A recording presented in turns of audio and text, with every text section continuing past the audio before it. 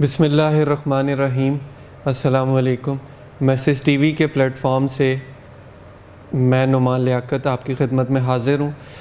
سوال مولانا ماں خان صاحبہ پوچھتی ہیں، وہ کہتی ہیں کہ ایک مرد کیا عورت کو مار سکتا ہے؟ میاں بیوی، بہن بھائی، اس طرح کے رشتے وہ گنواتی ہیں۔ دوسرا سوال وہ کرتی ہیں، اس کے بارے میں دین کیا کہتا ہے؟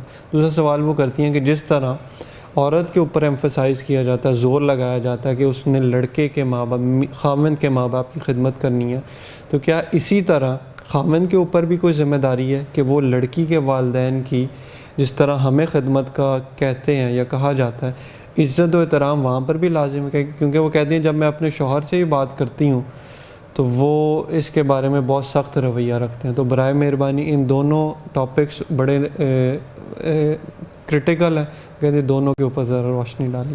ایک تو مارنے کے بارے میں کہ عورت کو مارنا کیسا ہے، دین کیا کہتا ہے ہمارا اس میں؟ مارنے کے بارے میں تو بالکل ایسی کوئی بات نہیں ہے، اور دوسرا اگر کوئی مار کا ذکر کہیں ہے بھی صحیح تو وہ مار یہ خدا نخواستہ ایسا نہیں ہے جو ہم مار جسے ہم سمجھ رہے ہیں، اس میں علماء نے کافی تفصیل لکھی ہے۔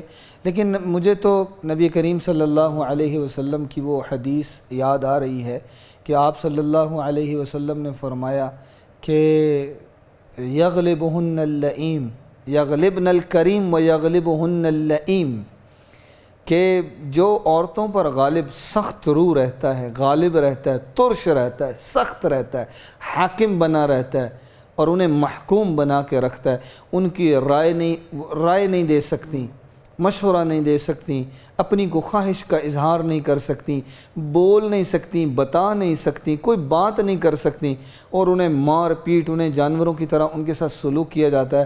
حدیث میں اس کے بارے میں، ایسے شخص کے بارے میں لئیم کا لفظ ہے، اور لئیم کا ترجمہ اردو میں کمینہ کیا گیا ہے۔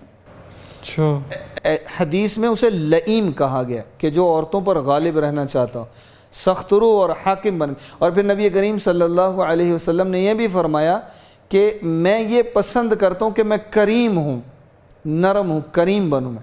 لئیم، اللہ نہ کرے کوئی لئیم بنے یا کوئی لئیم بن جائے یا کوئی لئیم بننے کی کوشش کرے، اللہ نہ کرے ایسا ہو، تو یہ مار پیٹ والا تو معاملہ انسانوں میں ہونا ہی نہیں چاہیے۔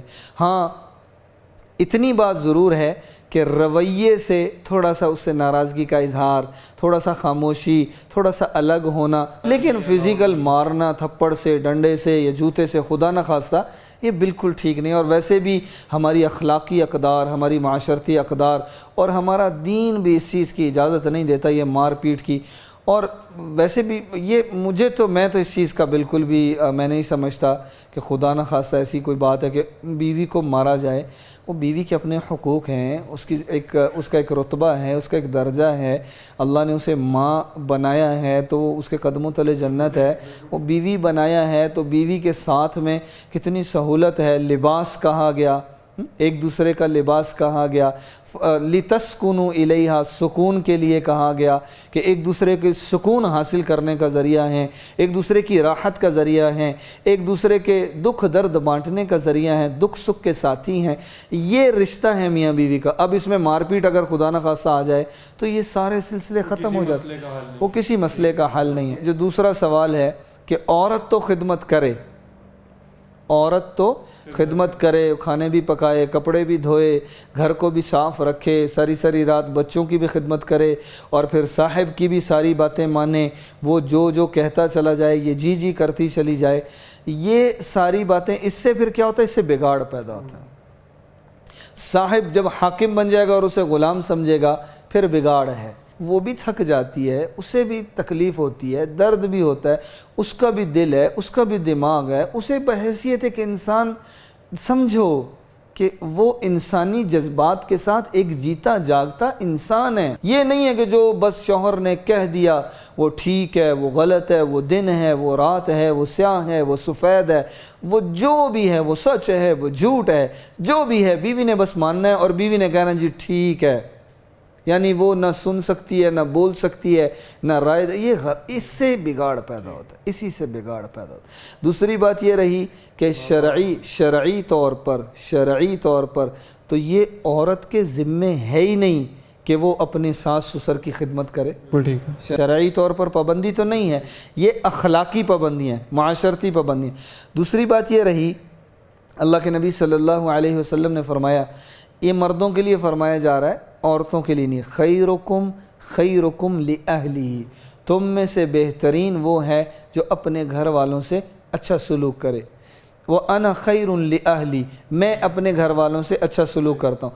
اب گھر والوں میں بیوی بھی آئے اور بیوی کے رشتہ دار بھی ہیں، اس کے بہن بھائی، اس کے ماں باپ، یہ سب شامل ہیں کہ ان سب سے اچھا سلوک کرے.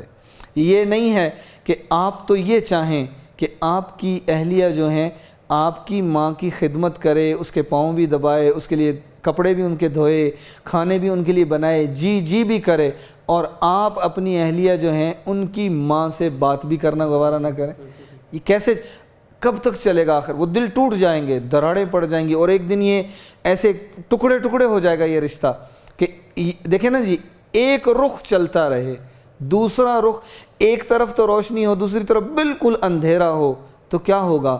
یہ روشنی، وہ اندھیرا آہستہ آہستہ اس روشنی میں گھسنا شروع ہوگا، اور دل ٹوٹتے ٹوٹتے ٹوٹتے پھر دوریاں پیدا ہونا شروع ہو جائیں گی. تو بہتر یہی ہے کہ جو آپ ان سے چاہتے ہیں کہ وہ رویہ رکھے، کوشش کریں کہ آپ بھی اسی رویے کے ساتھ، اسی عمل کے ساتھ ان کے ساتھ ٹریٹ کریں. اور دوسری بات یہ ہے کہ قربانی عورت کرتی ہے، مرد قربانی اتنی نہیں کرتا. مرد تو اپنے بہن بھائیوں میں رہ رہا ہے، اپنے ماں باپ میں. ہمارا جیسے کمبائن فیملی سسٹم ہے تو اس میں مرد تو نہیں جاتا گھر چھوڑ کے، اگرچہ عورت کا حق ہے وہ مطالبہ کرے، تو وہ اس کا حق ہے کہ مرد اسے الگ گھر لے کے دے، یا گھر میں الگ اسے کمرہ اس کے لیے اس کی کوئی ترتیب بنائے، پردہ لگائے یا کچھ بھی کرے. تو وہ بہن بھائیوں کو چھوڑ کے آئی، ماں باپ کو چھوڑ کے آئی، اپنے گھر بار کو چھوڑ کے آئی، اور پھر جب میرڈ لائف ہوتی ہے اس کے بعد جب بچے ہو جاتے ہیں تو وہ عورت پیچھے کے سارے رابطے اچانک یوں ہوتا ہے جیسے ختم ہو گئے. تو وہ قربانی کر رہی ہے، یعنی کہ شوہر کو زیادہ خیال کرنا چاہیے. ہاں جی، اس کی قدر، اس کا احترام ہو اس کی اس قربانی. تو بھیا آپ کی اخلاقی بھی ذمہ داری ہے، اور دین بھی یہی کہتا ہے کہ جس طرح ایک ویسے ہی وہ آپ کے بڑے ہیں، تو جس طرح ہمارے پیرنٹس ہیں اسی طرح کسی اور کے بھی پیرنٹس ہیں.